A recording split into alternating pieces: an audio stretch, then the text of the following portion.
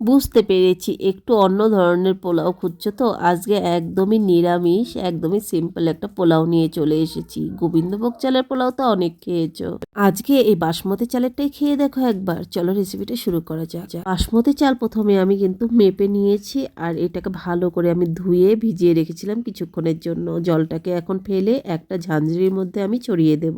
যদি এই টাইপের ঝাঁঝরি বা কিছু না থাকে তখন কিন্তু সেক্ষেত্রে এমনিতে জলটা ঝরিয়েও রাখলেও কিন্তু চলবে।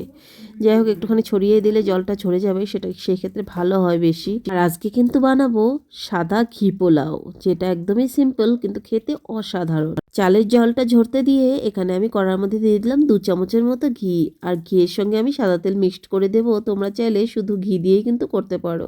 তেল আর ঘিটা গরম হয়ে গেলে কাজুগুলোকে দিয়ে হালকা লাল করে ভেজে তারপরে কিন্তু কিশমিশটাকে দেবো। আর কিশমিশটা দেওয়ার পর বেশিক্ষণ কিন্তু ভাজতে হবে না, কালো হয়ে গেলে খেতে ভালো লাগবে না।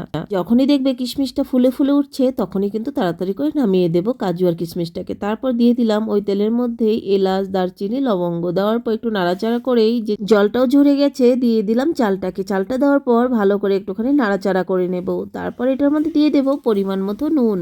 নুনটা অবশ্যই আন্দাজ করে দেবে, লাগলে পরে দেবে, কিন্তু প্রথমেই যদি বেশি দিয়ে দাও আর নুন বেশি যে কোনো খাবারেই হলে খেতে কিন্তু একদমই ভালো লাগে না, সে রান্না যতই স্বাদ হোক না কেন। যাই হোক, এখানে কিন্তু ভালো করে নাড়াচাড়া করে পরিমাণ মতো জল দিয়ে দিলাম। মানে আমি 2 কাপ চাল নিয়েছিলাম, সেই জন্য কিন্তু সেখানে 4 কাপ জল দিতে হবে। মানে আমি এখানে 3.5 কাপ জল নিয়েছি, আর হচ্ছে গিয়ে আধা কাপ দুধ দেবো, সেই জন্য 3.5 কাপ কিন্তু আমি জল দিয়েছি। ঢাকা দিয়েছিলাম, কিছুক্ষণ পর ঢাকনাটা তুলে নিলাম। তো জলটা অনেকটাই শুকিয়ে গেছে, আরও কিছুটা আছে, একটু তবুও নাড়িয়ে চাড়িয়ে নিলাম, নিচের গুলোকে উপরে তুলে নিলাম। আর এখন কিন্তু দিয়ে দেবো পরিমাণ মতো চিনি। পোলাওর জন্য যে একদম মিষ্টি গাদা গাদা চিনি দেবো সেটা কিন্তু দেইনি আমি। চিনিটা বড় চামচে 2 চামচের মতো দিয়েছি, একদম পারফেক্ট হয়েছিল মিষ্টি। আর তোমরা যে যতটুকু মিষ্টি খাও সেই তুলনায় কিন্তু মিষ্টিটা দেবে। এই চাল আর জলের মাপটা যদি সমান করে দাও এই বাসমতির পোলাওটা দারুণ হয়। তো দেখো, আরেকবার নাড়াচাড়া করে হালকা জল ছিল আর ওটার মধ্যে দিয়ে দিলাম আধা কাপ দুধের মধ্যে হলুদ একটুখানি আর 1 চামচ ঘি দিয়ে কিন্তু আমি গুলিয়ে রেখেছিলাম। তো সেটাকেই দিয়ে দিলাম। তোমরা চাইলে কিন্তু হলদির বদলে কেশর দিতে পারো একটু কালারটা সুন্দর হওয়ার জন্য। কেওড়া জল 1 চামচের মতো নিয়ে নিলাম। এখন আমি কিন্তু ঢাকাটা উঠিয়ে একটু নাড়াচাড়া করে এর মধ্যে দিয়ে দেব কেওড়া জল। আর এইভাবে চাল আর জলের পরিমাণটা যদি একদম ঠিকভাবে দাও একদম কিন্তু সুন্দর পোলাওটা ঝরঝরে হবে।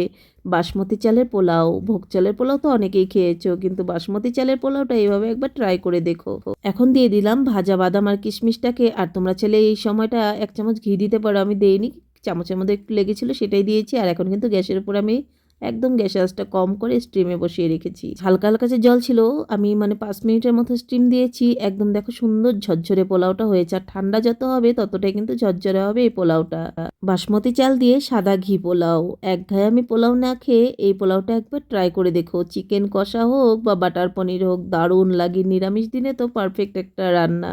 হাজবেন্ডের সেদিন জন্মদিন ছিল, সেদিনই কিন্তু আমি এই ঘি পোলাওটা বানিয়েছিলাম। সত্যি বলছি, বাসমতি চালের পোলাও যে এতটাই স্বাদ হবে না খেলে বুঝতে পারবে না। ভোগ চালের পোলাও থেকে একবার এই বাসমতি চালের পোলাওটা, এই ঘি পোলাওটা একবার অবশ্যই বাড়িতে ট্রাই করো, অসাধারণ লাগে খেতে। যারই মুখে এই পোলাওটা পড়বে সে বলতেই হবে দুর্ধর্ষ হয়েছে পোলাওটা। তো চলো এখন বেড়ে নিলাম একদম ঝরঝরে ঘি পোলাও। সময় একটুখানি অন্য ধরনের রান্না করতে আমার বেশ ভালোই লাগে। তো জন্মদিনের জন্য সুন্দর করে একটু সাজিয়ে দিয়েছি। হাজবেন্ড বলছিল আজকে সত্যি এই ঘি পোলাওটা অসাধারণ লেগেছে, বানিয়েছিলাম তার সঙ্গে বাটার পনির। তো তোমাদেরকে পুরো থালিটাই একবার দেখিয়ে দিচ্ছি। তোমাদের একটা লাইক একটা কমেন্ট আমাকে আরো উৎসাহ করে তুলবে সুন্দর সুন্দর নিত্য নতুন রেসিপিগুলো শেয়ার করার জন্য। টাটা।